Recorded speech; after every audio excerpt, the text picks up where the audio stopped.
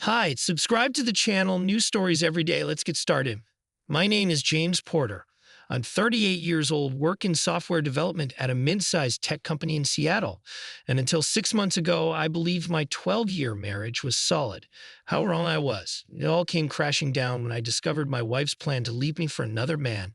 And not just leave me, but quietly siphon money from our accounts, preparing a brand new life in Miami. But let me start at the beginning.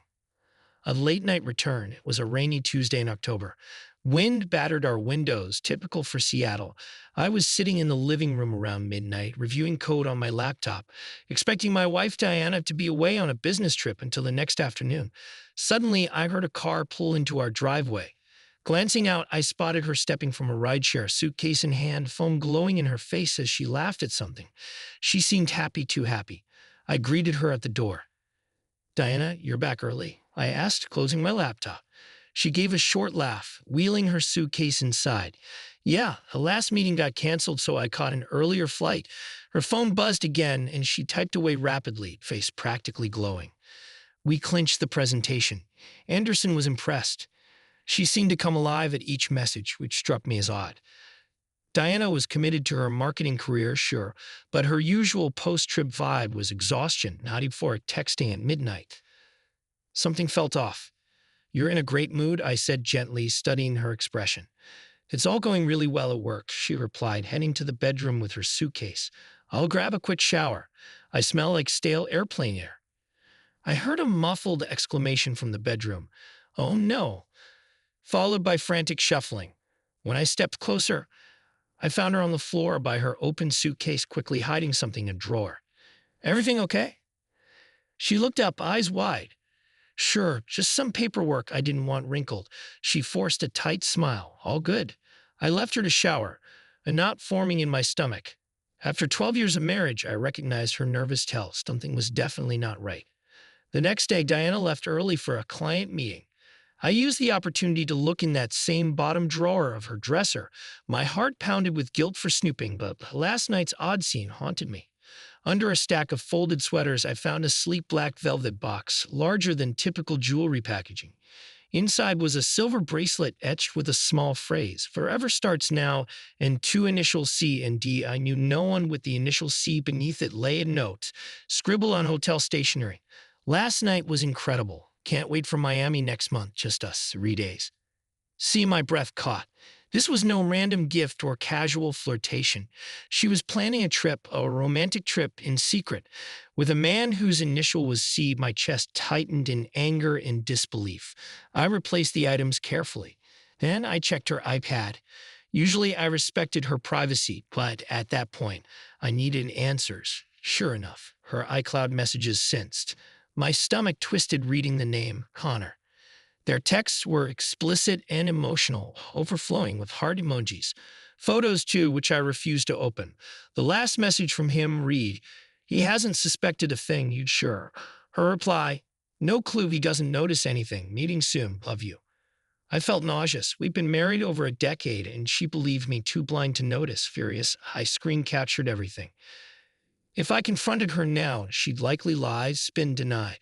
So I needed more. That night, I barely slept, listening to her breathing next to me, all the while my mind replaying her betrayal. The following morning, I phoned a private investigator named Henry, a name recommended by a coworker who dealt with a messy divorce. Henry's office was in an old brick building downtown. The man himself looked like a character from a detective novel, graying hair, steady eyes. "So you suspect your wife's having an affair," Henry stated after I explained the situation. "I have strong evidence," I said, feeling numb. "But I need more details. Who is Connor? How long? How serious?" Henry nodded briskly.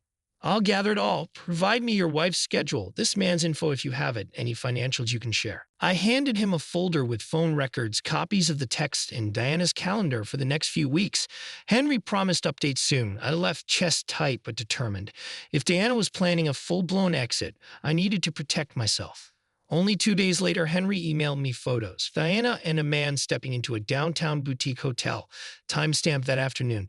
She claimed to be at a client lunch. They stayed several hours, leaving separately. Henry's caption read, "Her suspicion is confirmed." Another photo captured them kissing in an elevator. My stomach lurched seeing the images, but the worst part was Henry's note that he discovered a joint checking account open in both their names, plus an email referencing a Miami condo deposit. She was essentially preparing to vanish from our marriage and reappear in Florida with Connor.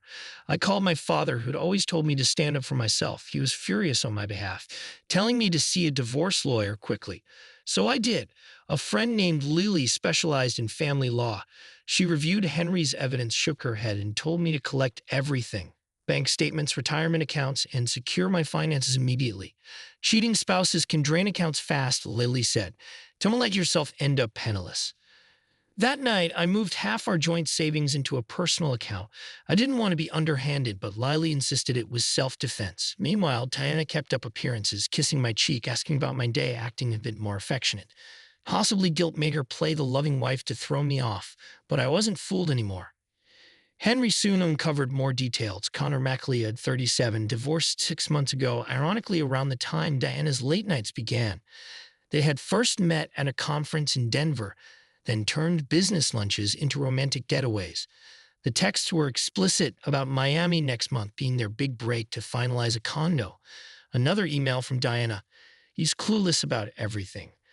By the time I come back from the conference, we'll have the place locked down. Another 3 months max." Max. She gave herself 3 months to keep feigning a marriage with me, all while funneling money for her new life. The cruelty of it floored me. My father called it calculated betrayal. I tended to agree. Yeah, I waited. Lily advised me not to confront Diana too soon. We freeze accounts, secure your portion, then you reveal your knowledge. Otherwise, she'll disclaim everything or try to vanish earlier. I hated playing along, but I saw the logic. One Saturday, I told Diana I had to work. In reality, I visited Lily to finalize legal paperwork. Then I found out from Henry that Diana had told Connor she was tying up loose ends. That phrase gave me chills. I'd been just a loose end to her. I decided on a night to confront her with all I had. I prepared every shred of evidence: photos, texts, bank statements, the condo email, the iCloud messages. That day she came home cheerful, even planning a romantic dinner. I forced a polite smile, imagining how this dinner would end. She had no idea I was about to blow her little plan wide open. She changed into casual clothes, poured us each a glass of wine, and said with a bright, false warmth, "Should we try that new Italian place?" I shrugged. "I'd rather stay in tonight. We need to talk." A flicker of tension in her eyes. Talk about what? I led her to the kitchen table where I'd laid out the evidence in neat piles. Her eyes went wide seeing it. Printed emails, photos from hotels, the joint checking account statement with Connor's name, the mortgage pre-approval for a Miami condo. She opened her mouth, but no sound emerged. "This is everything, Diana," I said quietly, controlling my anger. "You and Connor, the money you took, the plan to buy property in Florida. You planned to discard me." She stared, tears gathering, voice quivering. "I can explain." "Explain what?" I retorted, voice rising. "That you planned to walk away from a 12-year marriage with as much of our savings as you could, that you pretended we had a future while secretly forming a new life with him." She sank onto a chair, tears slipping down her cheeks.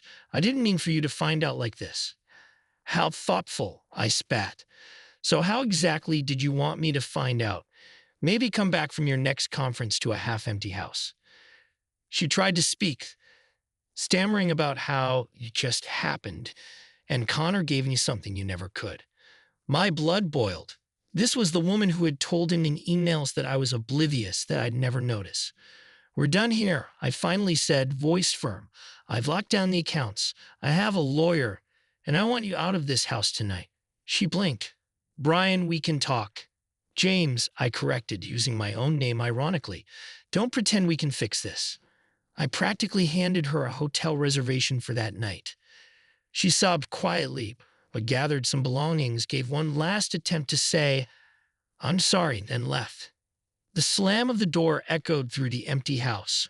I sank to the floor, half laughing, half crying. Relief and heartbreak twisted together.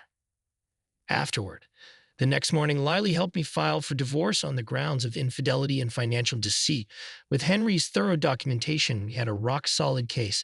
Diana tried to text or call me, vacillating between rage and remorse. I responded only through Lily. Meanwhile, Connor apparently tried to distance himself from Diana. Henry reported that their big condo plan fell apart once I shut down the money.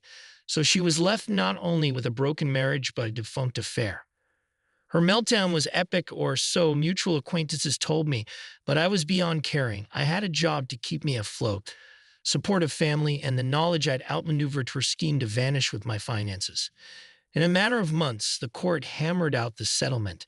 The judge wasn't sympathetic to Diana, given the evidence of her manipulations. I kept the house and the majority of assets. She walked away with minimal shares, and the blow to her professional image, she ended up moving out of state, ironically not to Florida. I heard from a friend she ended up in Chicago renting an apartment alone. We had no children, so custody wasn't an issue, perhaps the only bright spot in this fiasco. Sitting alone in my house after all this, I expected to feel pure anger or sadness. Instead, I felt calm, as if a huge storm had passed. I realized I wasn't losing a wife so much as escaping a long con. The woman I believed I loved had been systematically planning her departure while smiling to my face. That's not love. And if it had never been real, I had to accept that. In time, I rebuilt my life. My father told me, son, you got out. That's what matters. I took on more responsibilities at work, started a new open source project on the side, and joined a hiking club for weekend escapes, freed from the constant suspicion and subtle stress of a spouse who never truly respected me. I found clarity. That's my story. I thought 12 years of marriage meant something. But Diana's triumphant return from a business trip, her hidden lingerie, secret phone calls, an engraved bracelet from C, the final blow of discovering a joint bank account and a planned condo in Miami, these were the bullet points of her betrayal. She never saw my own quiet move coming. Two can play that game, indeed. I locked down finances, documented everything, confronted her on my terms, and ended the marriage. In the end, I wasn't losing a partner. I was saving myself from a master manipulator who turned me into a clueless character in her own script. Now, half a year on, I remain single, a bit bruised, but I hold my dignity and my future intact. When I think back to the months she must have spent forging her exit, I feel relief more than anything else. We can never fully know another person's heart, but we can learn to defend our own.